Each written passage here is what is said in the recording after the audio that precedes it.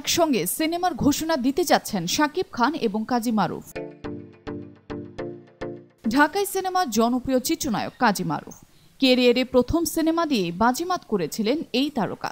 জাতীয় চলচ্চিত্র পুরস্কার অর্জনের পাশাপাশি দর্শক মহলে ব্যাপক প্রশংসা কুড়িয়েছেন কাজী মারুফের বেশ কিছু সিনেমা। এবার ভক্তদের জন্য সুখবর দিলেন এই অভিনেতা।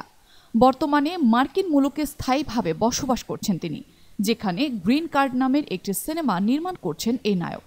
ফিল্ম ফ্যাক্টরি ব্যানারে বাংলা এবং হিন্দি ভাষায় নির্মিত হবে সিনেমাটি।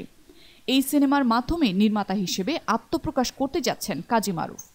যুক্তরাষ্ট্র থেকে সম্প্রতি দেশের গণমাধ্যমকে সিনেমার নানান বিষয় নিয়ে কথা বলেছেন তিনি জানান, গ্রিন কার্ড সিনেমায় নির্মাণ কাজ শেষ হয়েছে। এটি প্রথম বাংলা সিনেমা যার পুরোপুরি দৃশ্য ধারণ করা হয়েছে যুক্তরাষ্ট্রে। মূলত যুক্তরাষ্ট্রে বসবাসরত বাঙালিদের জীবন নিয়ে নির্মিত হয়েছে এই সিনেমাটি। বর্তমানে এটি মুক্তির জন্য প্রস্তুতি নিচ্ছেন তিনি। চলতি মাসের শেষ সপ্তাহে অথবা মার্চের প্রথম সপ্তাহে দেশে ফিরবেন কাজী মারুফ। আর দেশে ফিরেই সিনেমাটি মুক্তির সব প্রস্তুতি সম্পন্ন করবেন বলে জানিয়েছেন এই অভিনেতা। গ্রিন কার্ড চিত্রনাট্য রচনা এবং পরিচালনার পাশাপাশি অভিনয়ও করেছেন এই অভিনেতায়। সিনেমাটি নির্মাণে অভিনেতার সঙ্গে পরিচালনায় আরও ছিলেন রওশনারা নিপা। অনলাইনে পরামর্শ দিয়েছেন মারুফের বাবা নির্মাতা কাজী হায়াত। এদিকে আরও একটি চমক লাগানো খবর হলো, একসাথে একই ছবিতে আসতে পারেন শাকিব খান এবং কাজী মারুফ।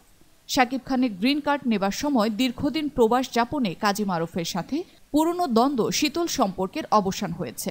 তারা এখন পরস্পরে ঘনিষ্ঠ বন্ধু।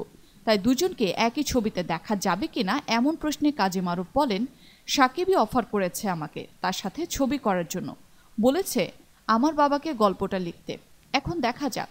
তবে এতটুকু আশ্বস্ত করতে পারি, আমরা এক মুভিতে আসব খুব শীঘ্রই।